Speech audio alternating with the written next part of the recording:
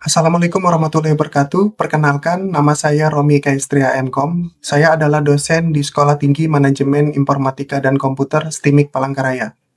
Pada program studi Sistem Informasi dan bidang keilmuan saya adalah Sistem Informasi.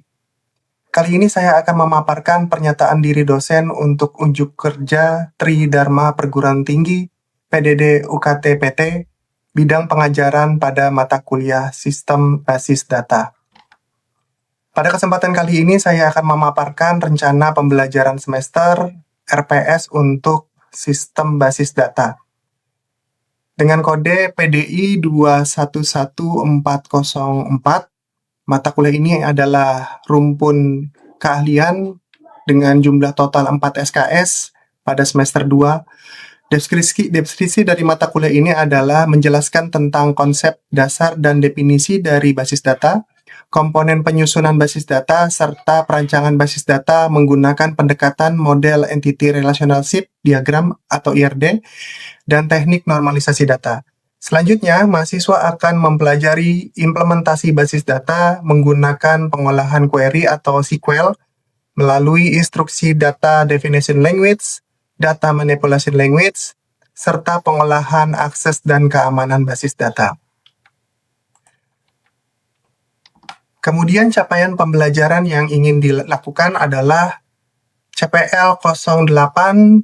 Ini merupakan capaian lulusan prodi, mampu merancang, membangun, mengelola basis data serta infrastruktur TI yang aman, efisien, scalable dengan menjamin integrasi dan kesayangan data.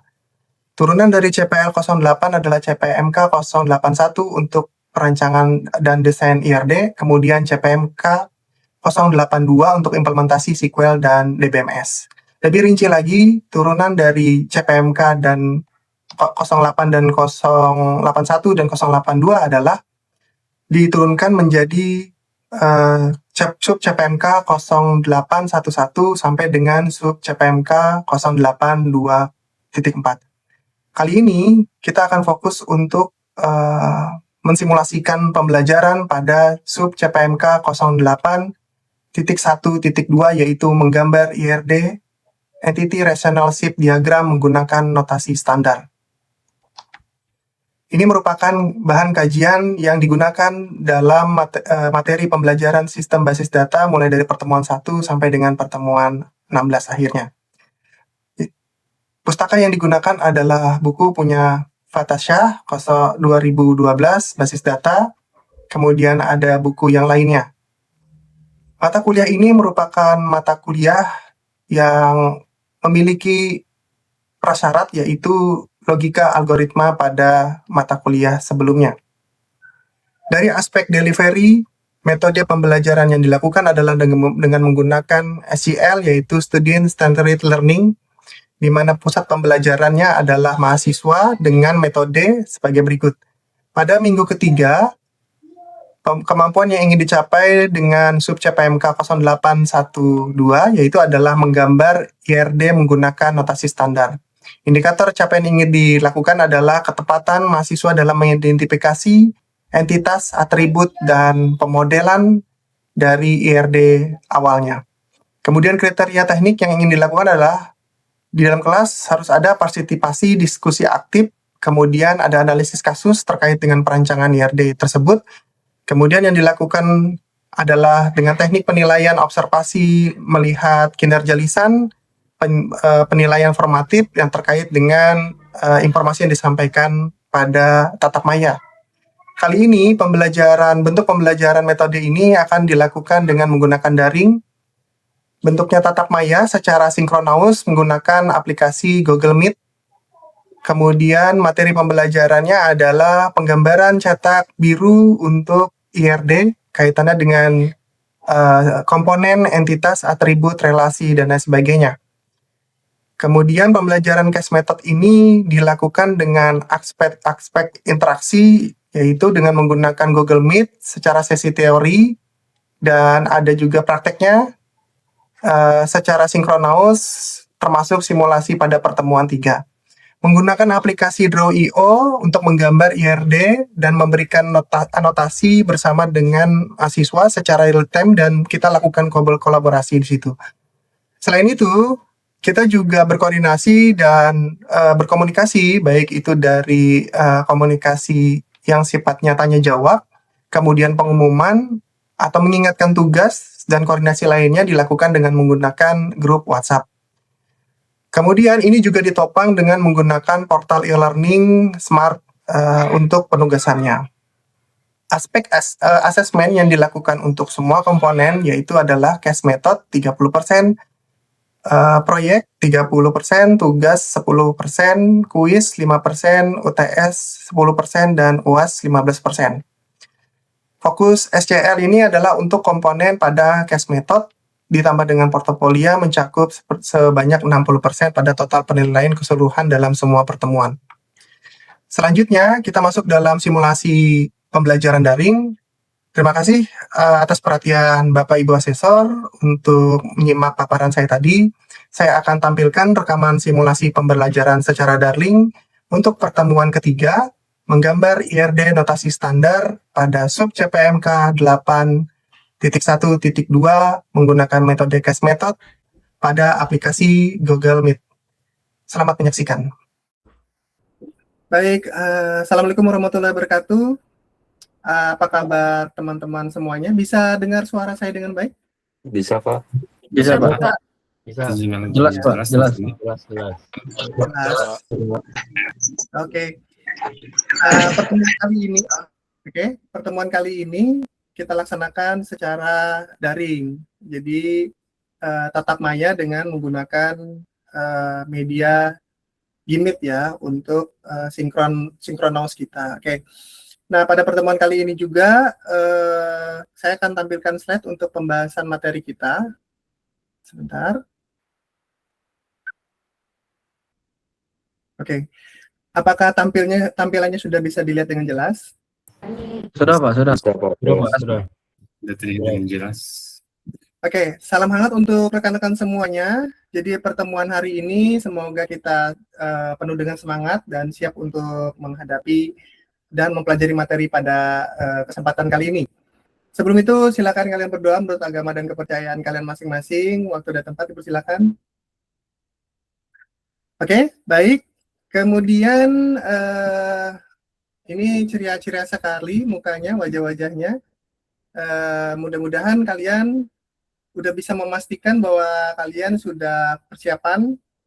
Jadi mohon untuk bisa fokus dengan materi yang saya sampaikan. Semoga teman-teman bisa siap menghadapi materi yang saya berikan pada kali ini. Dan untuk administrasi kehadiran kita, mohon kalian bisa cek lagi kalau kalian bisa sudah login melalui link yang saya berikan di Smart. Ini otomatis nanti langsung masuk di presensi kehadiran. Tapi kalau kalian tidak melalui Smart, kalian nanti bisa cek lagi di pertemuan kali ini, kemudian kalian bisa presentasi di situ. Oke, baik, kita langsung masuk ke dalam pembahasan kita. Untuk pertemuan ketiga kali ini, kita akan bahas tentang model entity relasional. Nah, dalam penggambaran cetak biru, kita bahas kali ini untuk IRD ya. Target pembahasan hari ini yang mau kita capai adalah mampu untuk mengidentifikasi entitas, atribut, relasi, dan juga ada pembahasan sedikit mengenai atribut kunci, kemudian bagaimana cara kita mendeskripsikan sesuai dengan kebutuhan bisnis di dunia nyata dengan menggunakan notasi yang sudah distandarkan. Nah, tapi sebelum itu, kita harus mengingat dulu ya di pertemuan kedua sebelumnya. Masih ada yang ingat pembahasan apa yang kita bahas di pertemuan sebelumnya? Izin menjawab, Pak. Oke, Paki silakan. Komponen yang diperlukan itu perangkat keras, kemudian perangkat lunak, lalu software. Software DBMS-nya itu sendiri, Pak. Betul sekali, Paki. Beri aplaus dulu buat temannya. Ada bisa pakai emot atau pakai apa gitu. Betul sekali yang dibilang oleh Paki bahwa kita perlu untuk tahu komponen basis data kita. Komponen basis data kita itu antara lain adalah dari software, kemudian software ini terkait dengan DBMS itu sendiri ya, hardware dan kitanya sendiri. Nah, untuk itu maka kita akan masuk ke dalam pembahasan abstraksi data ya sebelumnya ya. Nah, abstraksi data tuh ada 3 level kan, kalau kalian masih ingat, kira-kira level apa saja? Mungkin ada yang bisa menjelaskan atau bisa menyebutkan lah. Kalau di level atas kita punya apa? Yang izin menjawab Pak, untuk Iya, yang untuk Denny, ya pertama silakan Denny. ada entitas, Oke, yang keduanya atribut, oke, ketiga relasi. oke. Di mana entitas tuh objek di dunia nyata Hmm, yang datanya ingin kita rekam gitu Pak. Oke, oke. Kalau atribut, karakteristik atau properti dari entitas itu sendiri Pak. Oke. Baik, betul Sedangkan sekali. relasi itu hubungan logisnya. Oke. Terima kasih Denny, betul sekali yang disampaikan oleh Denny. Oke. Luar biasa Denny, udah bisa menyampaikan itu, dan pembahasan ini tadi itu berkaitan dengan materi kita. Jadi materi kita mengutamakan dengan pensimbolan-pensimbolan seperti yang kalian lihat di slide kali ini, yang tadi sudah disampaikan oleh Denny bahwa kita perlu untuk mensimbolkan rancangan basis data kita supaya nanti kita bisa tahu gambaran dengan jelas. Tadi disebutkan oleh Denny juga ada yang simbolnya seperti persegi, yaitu disebut dengan entitas, kemudian ada yang bentuknya oval, itu disebut dengan atribut, terus ada yang simbolnya oval juga tapi ada garis, itu berarti penanda bahwa ada primary key di situ. Nah, yang paling penting adalah hubungannya antara entitas satu dengan entitas yang lain, yaitu dengan menggunakan relasi, yaitu disimbolkan dengan belah ketupat. Oke. Nah, kalau rekan-rekan perhatikan, di sini ada 2 simbol yang sama kan? Ada 2 simbol yang sama, yaitu simbol elips, kemudian ada simbol digaris. Nah, ini penting untuk bisa diketahui bahwa ada sesuatu nih yang berbeda di entitas tersebut. Nah, coba kita lihat di slide berikutnya. Di dalam slide berikutnya ini, kita contohkan bahwa ada satu entitas dengan 3 atribut. Nah, 3 atribut ini sudah memiliki pencirian yang berbeda kalau dari gambarnya. Nah, atribut yang pertama itu disebut dengan nama MHS. Nah, saya pernah nyampaikan bahwa sebisa mungkin nama dari sebuah atribut, kalau misalnya kalian punya 2 suku kata, itu digabung menjadi 1 suku kata dengan menambahkan underscores atau garis tengah, misalnya seperti itu. Sehingga orang masih bisa paham bahwa itu adalah menurut pengertian 2 suku kata. Nah, karena di dalam penyimpanan basis data itu tidak mengenal penamaan yang terpisah, yang dibatasi dengan spasi, jadi itu tidak diperbolehkan. Nah, kemudian tadi sudah digambarkan bahwa ada garis di bawah, bahwa ini sebagai penanda untuk primary key atau atribut kunci, di mana ini adalah satu komponen penting di dalam penyimpanan, sehingga ini merupakan satu data unik yang hanya dimiliki oleh satu rekor itu. Jadi rekor yang lain tidak boleh ada penilaian yang sama terhadap itu. Bisa dipahami rekan-rekan mahasiswa semua? Bisa, Pak. Mungkin ada yang bertanya mungkin terkait dengan ini sebelum kita masuk ke studi kasus? Mungkin terkait dengan nama entitas atau gimana bentuknya, seperti itu silakan. Sudah cukup jelas? Jelas Pak? Oke. Baik, kalau sudah cukup jelas, untuk selanjutnya kita masuk ke studi kasus. Nah, rekan-rekan perhatikan gambar studi kasus ini. Jadi studi kasus ini menginformasikan tentang suatu problem, bukan suatu problem, satu hal yang diketahui dalam proses, yaitu adalah di bagian klinik. Nah, di bagian klinik ini mencatat informasi yang kaitannya dengan data dokter. Data dokter secara pemilihan informasi yang diinginkan di situ adalah data si identitas dokternya, kemudian nama dan apa itu spesialisnya. Kemudian selanjutnya terkait dengan klinik harus melayani banyak sekali pasien. Jadi banyak sekali pasien yang dilayani. Nah, kebutuhan terkait dengan informasi datanya, kaitannya dengan identitas si pasien yang tidak boleh sama dengan identitas yang lainnya. Kemudian nama si pasien. Nah, terkait dengan atribut yang ketergantungan dengan si pasien itu, yaitu adalah alamat dan tanggal lahir. Nah, kemudian pernyataan selanjutnya. Jadi seorang dokter itu harus memeriksa banyak sekali pasien. Dan begitu juga sebaliknya. Jadi satu pasien memungkinkan untuk beberapa pasien. Karena kan bisa jadi mungkin ada pemeriksaan awal, nanti pemeriksaan spesialis, terus nanti pemulihan, itu kan biasanya kan beda-beda tuh dokternya. Tapi si pasiennya mungkin tetap satu saja. Nah, ini menjadi sebuah indikasi bahwa terjadi hubungan antara banyak data, kayak gitu. Tapi itu nanti kita akan bahas ke penerapannya. Kemudian, informasi selanjutnya di sini adalah sistem ini wajib untuk merekam data. Jadi setelah kita punya informasi itu, adakah yang saling terhubung dengan itu? Kalau ada, maka yang paling penting itu adalah informasi terkait dengan tanggal periksa dan apa saja keluhannya. Jadi setiap pasien ini, setiap kali proses itu terjadi, maka harus ada proses pemeriksaan dari si dokter, kayak gitu. Nah, yang perlu kita ketahui adalah kita sudah informasikan ini, oke? Kemudian bagaimana cara kita menganalisisnya? Nah, masih ingat apa alat bantu untuk kita bisa gambarkan simbol-simbol ini? Jadi tadi kan kita bikin simbolnya seperti ini tuh. Kira-kira alat bantu apa yang kita bisa gunakan untuk menggambarkan simbol ini? Mungkin ada yang bisa bantu untuk menginformasikan kira-kira kita butuh apa ya untuk bisa menerapkan simbol-simbol ini. Draw.io.com, Pak. Oke. Pakai drawio.com ya. Jadi terima kasih Pak Ki untuk menyampaikan itu. Jadi nanti akan saya tampilkan. Kemudian nanti rekan-rekan mahasiswa akan bantu saya untuk mengisi kira-kira bagaimana cara kita mendesain diagram kita sesuai dengan studi kasus yang ada. Oke. Baik, saya tampilkan dulu. Saya tutup share screen-nya dulu ya, sebentar ya. Silakan kalau misalnya saya sambil tutup share screen, kalau ada yang mau rekan-rekan tanyakan, boleh.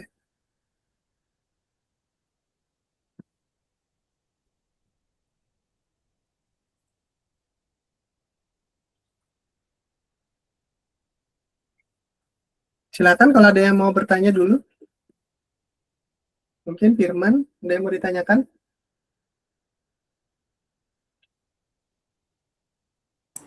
Bapak izin bertanya, Silakan Dewi. cara ngebedain cara ngebedain identitasnya gimana, Pak? Cara membedakan identitas. Iya, Identitas apa ini? Identitas pasien atau identitas pasien sama identitas dokter begitu ya maksudnya? iya, Pak. Oke. Untuk bisa membedakan itu, maka sebaiknya kita tahu dulu data mentahnya ya. Data mentah ini kita bisa koleksi misalnya dari informasi tanya jawab terhadap pemilik data. Dari pengumpulan data yang kita temukan itu nanti bisa tuh kita akan kategorikan tuh entitas mana yang mewakili dari pasien dan entitas mana yang mewakili dari si dokter. Nah, biasanya kita akan temukan informasi yang sangat berbeda dengan kelazimannya. Misalnya kalau nama ya umumnya banyak orang punya identitas yang mirip-mirip namanya kan. Nah, tapi kalau ada satu pengenal di situ yang mungkin tidak sama dengan yang lain, maka itu kita bisa kategorikan sebagai ID-nya. ID kelompok dari dosen, ID kelompok dari si pasien atau ID kelompok dari si dokter. Nah, kalaupun kita belum menemukan itu, sebaiknya kita ciptakan. Itu boleh. Jadi kalau kita tidak menemukan itu dan tidak disediakan mungkin oleh si kliniknya, maka boleh untuk kita ciptakan. Dan itu sah-sah saja untuk kita buat seperti itu. Bagaimana Dewi? Baik, Pak. Makasih, Pak. Oke, applause dulu untuk Dewi sudah berani bertanya. Oke, terima kasih untuk kawan-kawan sudah beri applause-nya. Oke, kita lanjut lagi. Nah, pada kesempatan kali ini kita lanjut dengan pembahasan slide kita. Mudah-mudahan bisa terlihat ya.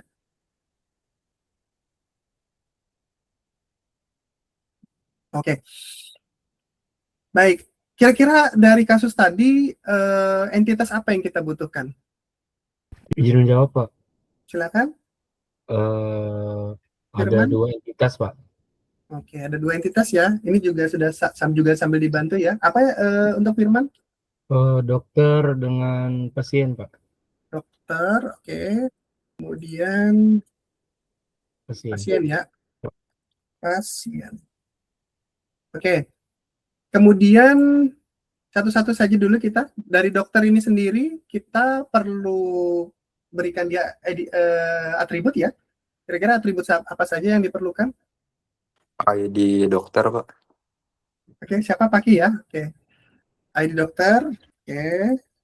Namanya Pak, Nama pasien? dokter Atau ya Pak. nama? Oke, nama dokter ya. Baik. Nama dokter seperti ini bisa. Nah, berarti dengan adanya ini kita wajib untuk menghubungkan garisnya ya. Jadi garis ini untuk menginformasikan bahwa si dokter atau entitas dokter ini nanti dia akan memiliki beberapa atribut. Jadi seperti itu. Nah, kurang lebih seperti ini ya. Nah, menariknya adalah kalau di Draw.io desain yang kita buat ini kalau dia terkoneksi dengan baik, maka nanti bisa fleksibel. Jadi kita tidak perlu untuk menyusun satu persatu seperti itu. Jadi ini bisa lebih fleksibel. Oke. Terus hubungan apa yang terjadi antara dokter dan pasien? Relasi apa yang terbentuk kira-kira ya? Izin jawab, Pak. Memeriksa, Pak. Memeriksa ya. Oke. Iya, Pak. Disimbolkan dengan apa? Eh, Simbolnya seperti apa? belah ketupat. Belah ketupat. Apa Seperti ya? ini ya. Ya, Pak. Oke. Jadi kita tulis di sini namanya Memeriksa, Pak. Oke. Jadi kita coba untuk menghubungkan antara entitas dokter dan entitas si pasien seperti itu. Ini terhubungnya jadinya seperti ini ya, kurang lebih. Oke. Ini menandakan secara gambar, ini menandakan ada hubungan tertentu antara dokter dan pasien. Nah, sehingga nanti kita bisa tempatkan data apa yang bisa kita tampilkan nanti di dalam data relasinya, yaitu relasi pemeriksaan. Kira-kira tadi data apa yang harus ada? Atribut apa ya kira-kira ya yang harus bisa kita sertakan di antara dokter dan pasien ini? Izin jawab, Pak. Ya, silakan. Tanggal periksa, Pak. Tanggal periksa. Oke. Sesuai Dan dengan pembahasan tadi kita ya, pembahasan Ya, sebelumnya, dengan kita perlu keluhan, untuk Pak. menghubungkan dokter dengan pasien sehingga nanti bisa ada informasi baru di dalam relasi itu, yaitu adalah tanggal pemeriksaan seperti itu. Oke, nanti ke depannya kalian bisa kulik lagi Draw.io ini biar bisa lebih dalam pembahasannya seperti apa. Yang penting rekan-rekan di sini udah memahami konteksnya ya. Jadi konteks secara penggambaran, secara garis, kemudian relasinya, penamaannya itu bisa kalian ketahui. Nah, terkait dengan masalah penamaan, apakah wajib namanya berdasarkan keumuman atau seperti apa? Sebenarnya itu dibebaskan aja. Jadi kalian nggak mesti harus sesuai dengan panduan dokter harus dokter gitu. Kalian mau tulis dokter apapun atau disingkat itu bebas saja. Jadi acuannya adalah rancangan kita. Oke, saya tutup share screen-nya, kemudian kita lanjutkan materi kita.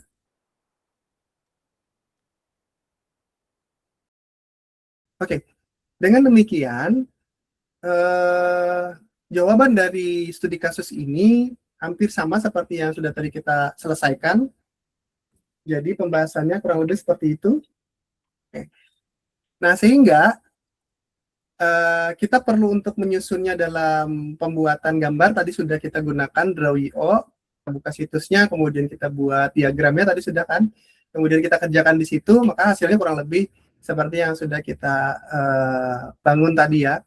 Nah, namun mungkin nanti kita bisa lebih dalam untuk merincikan lagi apa yang diperlukan seperti itu. Baik, ada yang mau ditanyakan?